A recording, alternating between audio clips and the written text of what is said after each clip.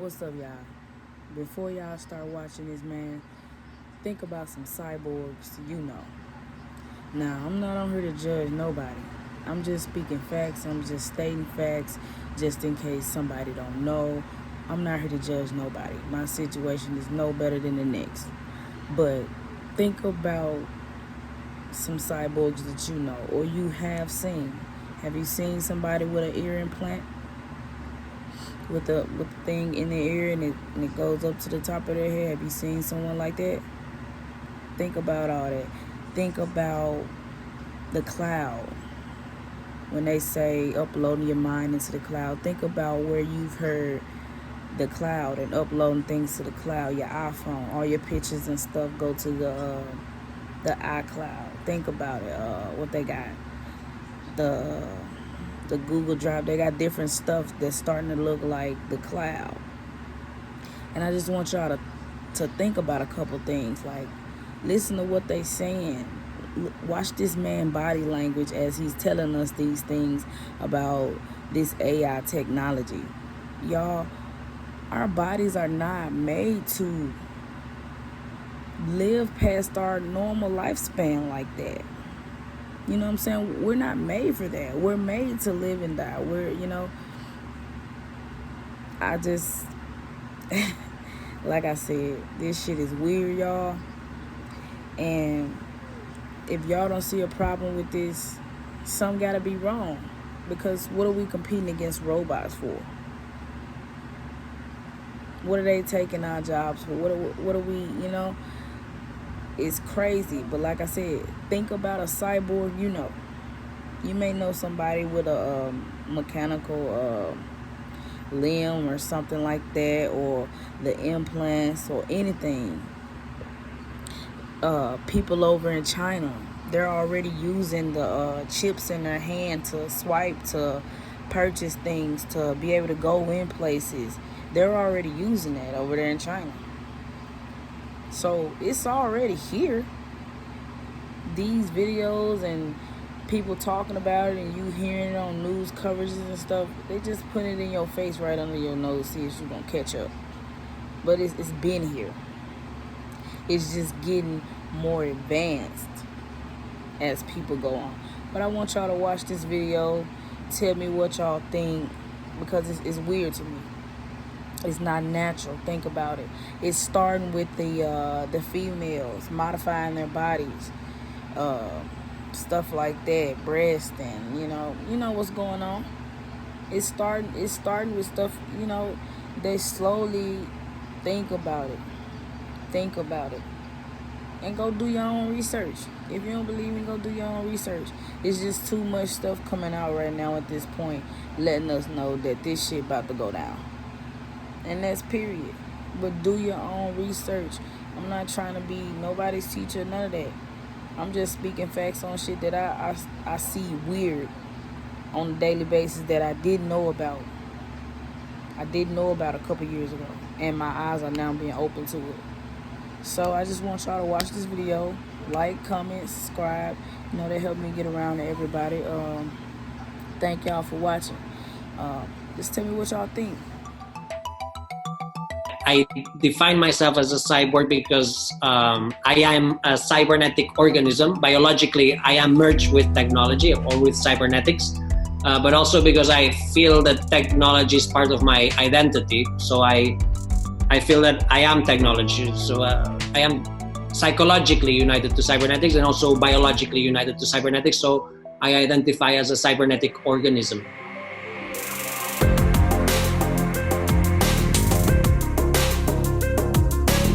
How would it feel to control objects with your mind? Or hear colors? Or maybe even live forever? Well, if you want to find out, all you have to do is become a cyborg. How would being part machine affect us? Would it cause a greater divide between the rich and the poor? And is this the next step in human evolution? This is What If. Wait, to call this a what if is a bit misleading. It's more of a when if, because cyborgs are already among us. And according to the world's first cyborg, Neil Harbison, they're not going anywhere. We'll be able to decide which organs or senses we want to have as a species, and then whenever someone that has modified him or herself decides to have children, then we might see the birth of babies with the organs or senses that their parents had. So I'm sure we are at the very critical moment in this century where we'll start seeing this happening. It's already happening by merging with technology, but whenever we do this biologically, it will be a much stronger change. And that's not the only change we can expect with this technology. Artificial intelligence is becoming more advanced by the day. Within the next 50 years, AI will be replacing most of our jobs. They'll simply be better at them than we are. Elon Musk thinks that for humans to avoid being reduced to the usefulness of a house cat, we'll need to augment ourselves to compete with robots. Although, according to our resident cyborg, Neil, instead of fighting the inevitable robot takeover, we should embrace it. But before we get to that, let's start making you a cyborg. The first decision you'll need to make is what kind of changes do you want to make to your body? Do you want cybernetic eyes that allow you to see in black and white or sepia? What about a chip in your hand that starts your car for you? Or if you want to get crazy, you could change your entire bone structure to be carbon fiber. The possibilities are practically endless. When Neil Harbison decided to become a cyborg, he wanted to view the world in a way it had never been seen before. Well, I have an antenna implanted in my head that allows me to extend my perception of color. So the antenna allows me to sense from infrareds to ultraviolets. The vibrations of color enter the antenna, and then the vibration of the color goes inside my skull. So I feel color, I feel the vibrations of color, not only the visual spectrum, but the infrareds and ultraviolets. Then there's also internet connection, so I can also receive colors from other parts of the world. So there's people that can send colors to my head, or I can connect to NASA's International Space Station, and then I can sense colors from space. So the new organ has internet connection, which I use to extend my perception beyond my body. Human augmentation will allow us to be better at almost anything that we do now, both physically and mentally. Imagine having mechanical arms. You'd be shooting three-pointers more consistently than Steph Curry. You'd have a harder punch than Mike Tyson, and a faster serve than Serena Williams. That's because your arms will be programmed to be more consistent, and just overall better than human components could ever be. With 2 bionic arms, you'd be one of the greatest athletes ever to live. Although if everyone had these arms, sports might be more boring. But don't forget, these arms can be used for several things. Most importantly, they may help us outwork robots in factories and other lines of work. Many of us are afraid of the inevitable takeover of artificial intelligence, but maybe we're just watching too many science fiction movies. I don't think we should be scared of AI. I mean, if AI ever becomes more intelligent than humans, the most intelligent thing will be that AI will probably ignore us. It won't either. Many people are scared that AI will kill us. Or something.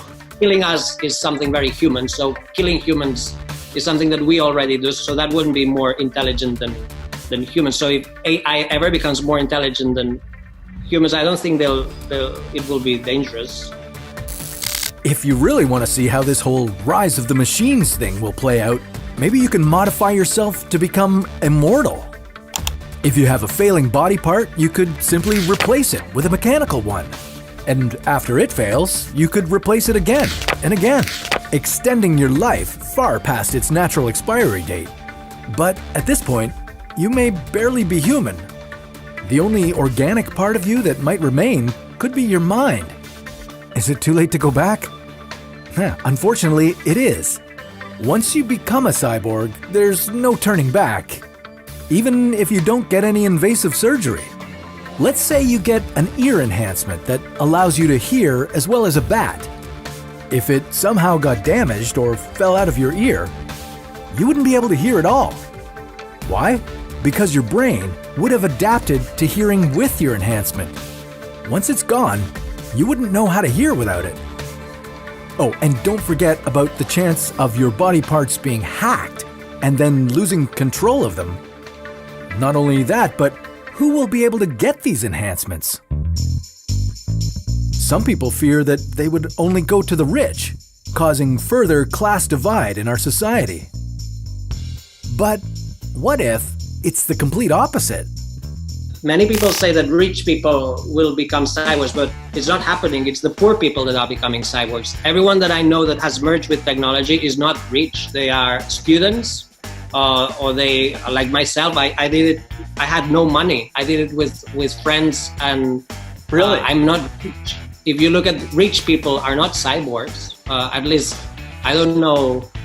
I can't think of anyone rich becoming a cyborg. It's people who are not afraid of merging with technology that are becoming cyborgs, and that has nothing to do with money. You can become a cyborg with 20 cents. And 20 cents you can create a infrared with a bit of with a motor, and this you can install it at the back of your head, and then you'll have retroception. You can sense what's behind you. Wow. It's not a thing about money to gain a sense. I think in most cases you can also have chips that your cat or dog has. You can have it implanted, and it's not about money, at least now.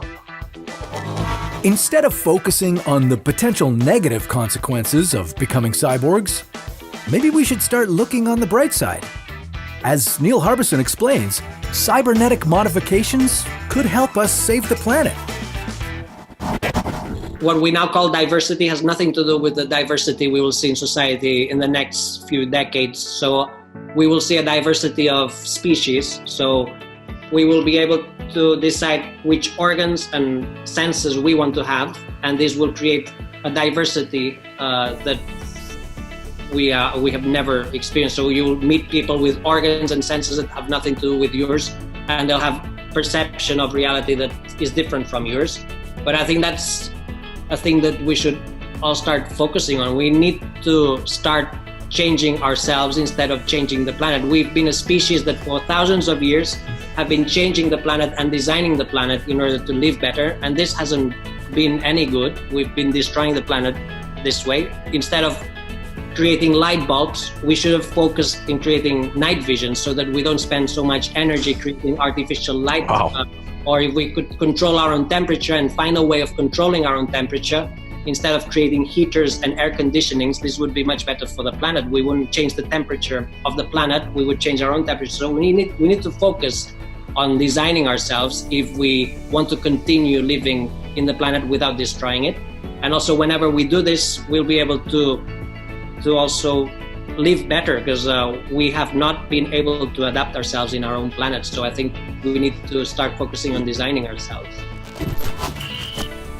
Now, if we really want to reduce our impact on the planet, why don't we leave our bodies behind and upload our brains to the cloud?